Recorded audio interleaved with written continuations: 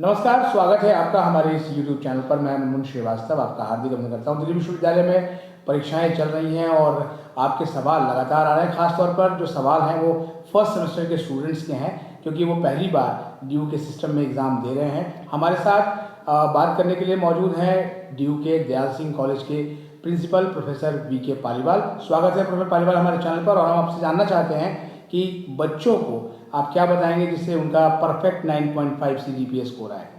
धन्यवाद मुनमुन जी। मैं सबसे पहले तो आपको धन्यवाद देता हूं कि आपने इस तरह की श्रृंखला वीडियो के माध्यम से बना के सभी का बहुत भला किया है। बच्चों के लिए बहुत अच्छा एक अवसर है कि वो जान सकें कि किस प्रकार हम अपने परफॉर्मेंस को इम्प्रूव कर सकते हैं, और जैसा कि आपने कहा कि 9.5 CG लाने का क्या तरीका है। तो मैं सबसे पहले तो जो फर्स्ट सेमेस्टर के जो एग्ज़ाम दे रहे हैं बच्चे फर्स्ट ईयर के, उनके लिए ये कहूँगा कि देखिए, सबसे पहले तो आप अपना रूटीन सेट करें। आप किस प्रकार पढ़ने के आदी हैं, मॉर्निंग के व्यक्ति हैं या इवनिंग के या नाइट के व्यक्ति हैं, तो अकॉर्डिंगली आप अपने रूटीन को सेट करें।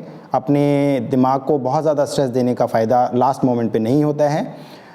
सबसे बड़ी बात है कि आप ये देखें अपने जो भी पेपर आपका आने वाला है कि उसको कौन कौन से टॉपिक के माध्यम से कौन कौन से यूनिट में हम उसको डिवाइड कर सकते हैं, और जो भी उसमें इम्पॉर्टेंट टॉपिक्स हैं जो आपको क्लास में पढ़ाए गए होंगे उनको आप एक बार रिवाइज़ करें। उनके जो न्यूमेरिकल्स हैं या जो उनके एप्लीकेशंस हैं उनको कम से कम एक बार ज़रूर अटेम्प्ट करें, जिससे कि आपके उसको जो थ्योरेटिकल एस्पेक्ट है वो आपके दिमाग में अच्छे से घर कर जाएगा। जब आप इस तरीके से आप पढ़ाई करेंगे तो मुझे पूरा विश्वास है कि आपका जो एम होगा वो 9.5 CGPA लेने का वो ज़रूर सफल होगा। और जब आप एग्ज़ाम में जब आते हैं तो एक तो टाइमली आएँ, कुछ खा पी के आएँ, जिससे कई बार ऐसा होता है, हमने देखा है बच्चों को कि वो लो BP का शिकार हो जाते हैं। कुछ सुबह ब्रेकफास्ट वगैरह नहीं करके आते हैं, तो कुछ ना कुछ ज़रूर खाएँ, बिस्किट ले लें, चाय ले लें।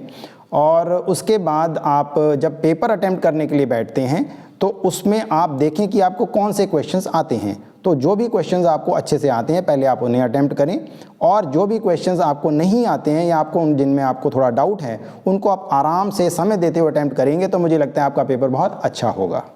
स्कूल के मुकाबले सर, जैसे 10+2 पास करके आए बच्चे और फिर CUT का एग्ज़ाम पास करके जो है वो उनका ड्यू में दाखिला हुआ, तो एकदम से सर जो है वो यहाँ आने के बाद कुछ ट्रांसफॉर्मेशन में उनको दिक्कत आती है एग्ज़ाम के दौरान?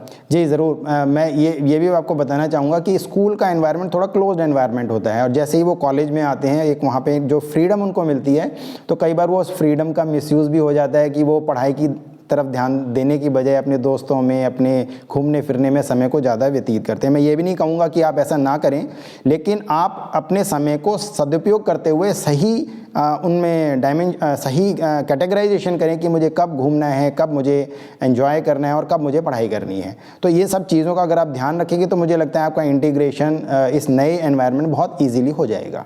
एग्ज़ाम्स के सर दिन जैसे जैसे पास आते हैं, चाहे वो स्कूल का कहें या फिर कॉलेज का, तो बड़ी एक एंग्जाइटी हो जाती है स्टूडेंट्स में। आप खुद साइंस बैकग्राउंड के हैं, तो क्या आपको लगता है कि इस एंग्जाइटी पे कैसे काबू पाएँ? मैंने बताया जैसे कि एंजाइटी पे काबू पाने का सबसे बढ़िया तरीका ये होता है कि अगर आप अपने सब्जेक्ट को अच्छे से पढ़ लेंगे, उसको पूरा आपने अगर समय दिया है, तो चांसेस बहुत कम होते हैं कि आपको किसी भी प्रकार की एंजाइटी होगी। क्वेश्चंस को थ्योरेटिकली ना पढ़ें, उनके एप्लीकेशन को अगर आप अटेम्प्ट करेंगे अपने घर पे अपने रफ़ कॉपी में, तो आपको उस कंसेप्ट को समझने में बहुत आसानी होगी।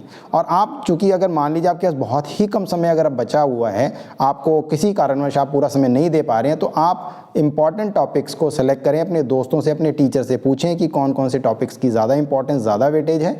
तो मुझे लगता है उस केस में भी आप अच्छा कर पाएंगे। इसमें सर जो प्रीवियस ईयर क्वेश्चंस पेपर्स हैं, क्या सर वो इस जो अभी पैटर्न चल रहा है उसमें कुछ हेल्प करेंगे?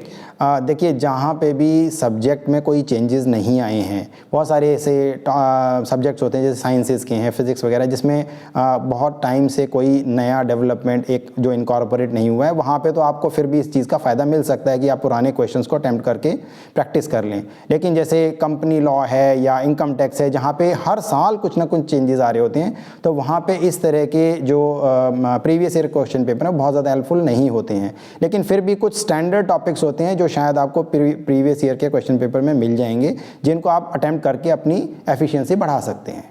क्या सर स्टूडेंट्स को जो मॉक टेस्ट है वो भी देना चाहिए खुद से बनाकर। बिल्कुल बिल्कुल। मॉक टेस्ट से क्या होता है कि आपके मन में जो शंकाएं होती हैं अपने आप को लेके, अपने परफॉर्मेंस को लेके, वो शंकाएं आप दूर कर सकते हैं। और जैसे ही आपकी परफॉर्मेंस धीरे धीरे इंप्रूव होगी मॉक टेस्ट में, आपको लगेगा कि भाई मैं तो अच्छे से अटेम्प्ट कर सकता हूँ, तो एक्चुअल सिचुएशन में आप बहुत अच्छा परफॉर्म कर पाएंगे।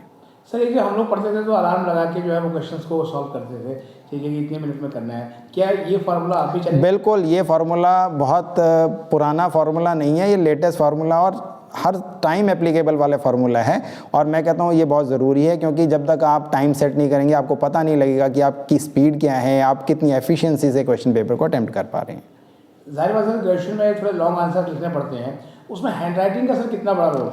देखिए, हैंडराइटिंग का बहुत बड़ा रोल होता है, क्योंकि अगर जो इवैल्यूएटर है जिसने आपको फाइनली नंबर देने, अगर वो पढ़ ही नहीं पाएगा तो शायद आपने सही भी लिखा होगा तो थोड़ा उसके लिए मुश्किल होता है उसको पूरी उसकी तवज्जो देना।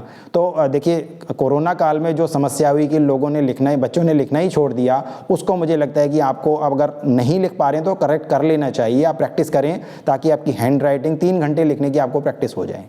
एक सर और सवाल जो खासतौर पर पेरेंट्स का है कि पहले वो अपने ज़माने में सुबह 4 बजे उठ के पढ़ते थे, ठीक है, अब वाले बच्चे ज़्यादा देर से जागते हैं, इससे कुछ फ़र्क पड़ता है सर? नहीं, देखिए, मैं भी मॉडर्न ज़माने का ही अपने आप को मानूंगा। मैं अब जो बच्चे हैं उन्हीं के साथ अपने आप को देखता हूं। मैं, जैसा मैंने पहले कहा कि जिस टाइम फ्रेम में आप कंफर्टेबल हैं, अगर आप मॉर्निंग के पर्सन हैं तो मॉर्निंग में पढ़ें, आफ्टरनून के पर्सन है तो आफ्टरनून में पढ़ें, जिस समय आपको कंफर्टेबल लगता है। ऑफ कोर्स डे टाइम में तो आपको कॉलेज भी अटेंड करना है, लेकिन कई लोग नाइट में पढ़ना पसंद करते हैं, कई लोग अर्ली मॉर्निंग में। तो जैसे आपको कंफर्ट, चेंज नहीं करना है आपको अपना पैटर्न। लास्ट मोमेंट पे चेंज करेंगे तो आपकी बॉडी आपकी एफिशिएंसी के साथ कोऑर्डिनेशन नहीं कर पाएगी। ये सर ये बात तो सारी तैयारी की हो गई। अब डे ऑफ एग्ज़ाम की बात करते हैं। एग्ज़ाम देने बच्चा आ गया और जो है वो आंसर शीट उसके सामने क्वेश्चन पेपर है, तो आप क्या एडवाइस करेंगे? भाई इसमें देखिए, एज ए प्रिंसिपल मैं एक चीज़ ज़रूर सब बच्चों को, फर्स्ट ईयर के जो फर्स्ट सेमेस्टर के बच्चे हैं या जो बाद में सेकंड सेमेस्टर में भी आते हैं, उनको एक चीज़ ज़रूर ध्यान रखें कि जो हमारे यहाँ मोस्टली जो नए बच्चे हैं उनके साथ जो समस्या होती है वो ये होती है कि वो मोबाइल फ़ोन अपने साथ ले आते हैं।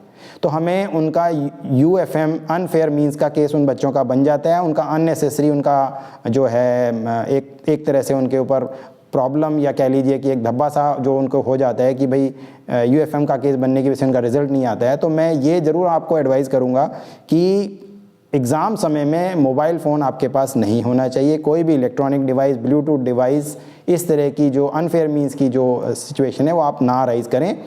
उसके बाद ये अपने बैग में रख के आराम से कूल माइंड के साथ पेपर को अटेम्प्ट करें। तो सर जैसे मान लीजिए पहला क्वेश्चन लिखते समय क्या करना है? पहला क्वेश्चन सर, पहला क्वेश्चन मैंने जैसे बताया, आपको वो अटेम्प्ट करना चाहिए जो आपने बहुत अच्छे से आपको आता हो, आपने प्रिपेयर किया हो। आराम से उसको करें, बहुत ज़्यादा समय भी ना लगाएं, वरना आपको दूसरे क्वेश्चंस के लिए समय कम मिलेगा। तो उसको अच्छे से अटेम्प्ट करके फिर आप नेक्स्ट क्वेश्चन की तरफ बढ़ें।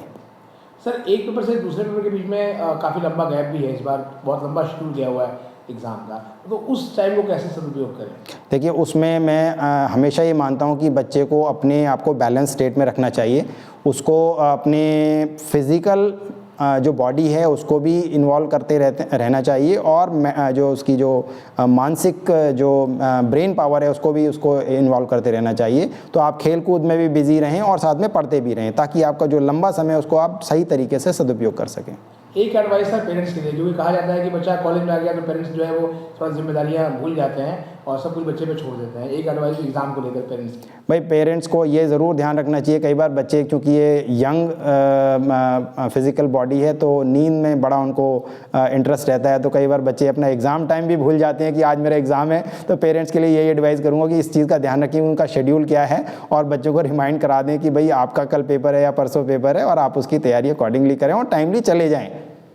एक सवाल से बच्चे और भी पूछ रहे हैं कि एग्ज़ाम बॉल पेन से लिखें या जेल पेन से लिखें? नहीं, मैं प्रेफर यही करता हूँ कि बॉल पेन से लिखें, बट ऐसा कोई कंपल्शन नहीं है, आप जेल पेन से भी लिख सकते हैं। लेकिन चूंकि जेल पेन की इंक थोड़ी स्प्रेड आउट कर जाती है तो वो थोड़ा अवॉइड करते हैं। वो पर्सन टू पर्सन वेरी करता है, उनकी क्या लाइकिंग्स हैं। बहुत बहुत धन्यवाद प्रोफेसर में समय देने के लिए। Thank you Manmohan ji, thank you so much.